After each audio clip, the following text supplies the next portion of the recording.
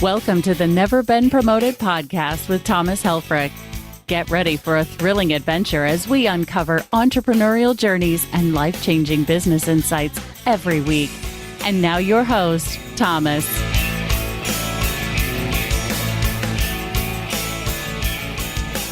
Welcome to another episode of Never Been Promoted.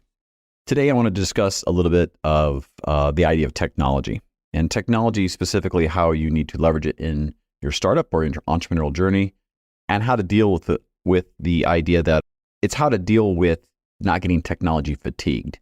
In this day and age, AI is everywhere. You're probably looking at it going, oh my God, there's so much stuff I can do. How do I use it? Am I using it correctly? These are all very normal things. But as we get into this episode a little bit, I just want to speak to the idea that technology is going to be your friend. Technology is going to enable you to go faster. Give you a little background, maybe that you may not be aware of. My professional background is not entrepreneurship per se. It's been in intelligent automation and AI systems. And this is where you automate processes and business functions with the intent to accelerate you or your customer, not really replace you. But you need to do some things that are going to leverage technologies to make your life better and your business scalable. So first and foremost, the technology of the day is AI. And AI is a really powerful tool that you should be using in your business, but you shouldn't be relying on it like a crutch. And I'll give you an example. You don't want to probably use AI to write all your content and post all your content and do all your outreach on social media. Turning AI and automation on together is a very, very dangerous thing to your brand. Often it violates the terms of services of the social media platforms. And it's just a recipe for ruining your business, your efforts, and everything you're doing.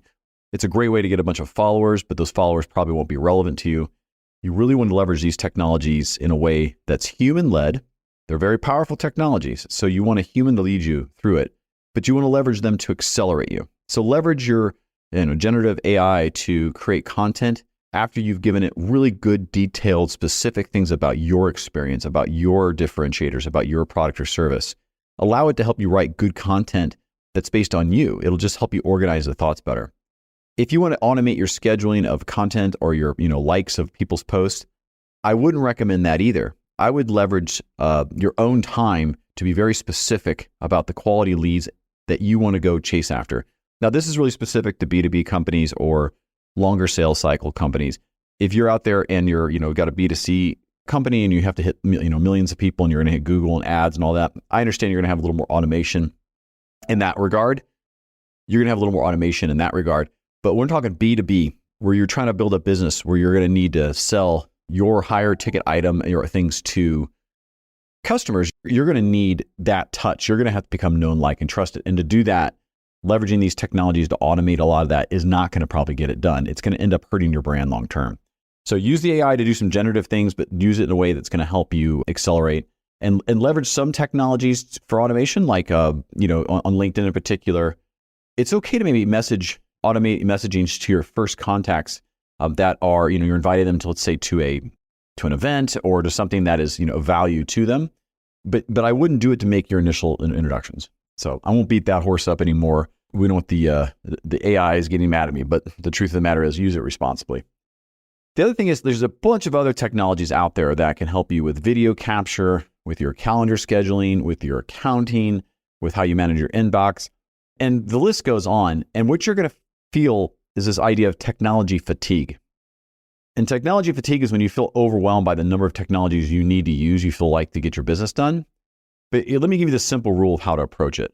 Leverage technology after you've identified a very repeatable problem. So if a problem of yours is being able to automatically follow up, let's say, from a meeting, then leverage a good CRM that allows you to take, let's say, a transcribed AI note taker, takes those notes, and the CRM can take those notes, summarize it, and send a summary email to your customer, to your prospect, about what you heard in the meeting as a way to follow up. If you're really bad at follow up, that's a really good use of a couple of technologies to put together.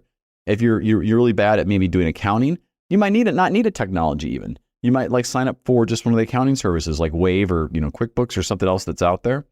You should be taking things that are repeatable, that are problems, that are not core to your business, that are not core to your skill set, and find the right partner or technology to leverage so you can to leverage so you can scale. Now, if you find yourself like, I don't even know where to begin, seek a mentor, seek some advice. Reach out to me even. I'll save you $2,400 off of a 5-minute conversation by just telling you which CRM you shouldn't pick, that you'll likely pick. I'm not going to go into that detail here, but little things like this from people who know, people who have done experience with this, are really going to be helpful for you to save money and time and focus. Now, if you look at your bill one day and you see all these technologies hitting your credit card that are recurring revenue, recurring expenses, occasionally take a step back and say, am I using those? Am I really leveraging those to the fullest of my abilities? If the answer is yes, awesome. You're probably optimally using technology.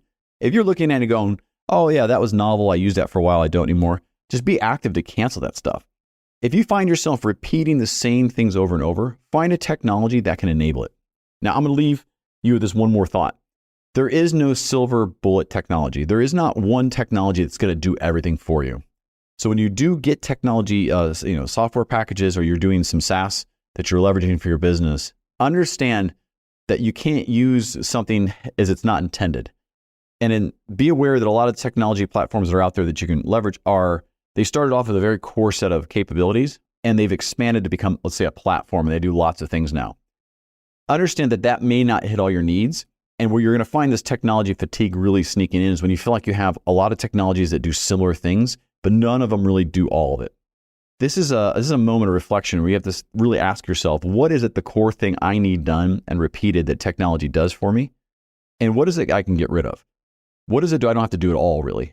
And really take an honest look at that. Take a really strategic look of, if I want to scale, if I want to have more time to work on my sales or on my content or customer delivery, where do I focus that time? And what technologies can I leverage to do this? And how far do I take that technology platform to do it? I know a lot to go overwhelming, but this is a big part of your business. As becoming an entrepreneur, you have to understand technology. So whether you're in your 20s, 30s, or almost to be 60s, you really need to understand what technologies matter, when to outsource to a partner to run them for you, and when to stay, to your core capabilities, your core skills, your core offering. The more things you can do to stay around your core capabilities, your core offering, the better your business will grow, the more focused you'll be, and the more time you'll have to be an entrepreneur. The last thing you want to do is create a job for yourself. You want to create a business that you run, that the business does not run you. I appreciate you listening today to the Never Been Promoted podcast. If you'd like to learn more, if you have any questions, just send me a note through our website, or find me on LinkedIn at linkedin.com/in/Thomas Helfrich. Thanks for listening. Thanks for listening to Never Been Promoted with Thomas Helfrich. Make sure to check the show notes for our guest contact information and any relevant links. Connect with Thomas personally at neverbeenpromoted.com.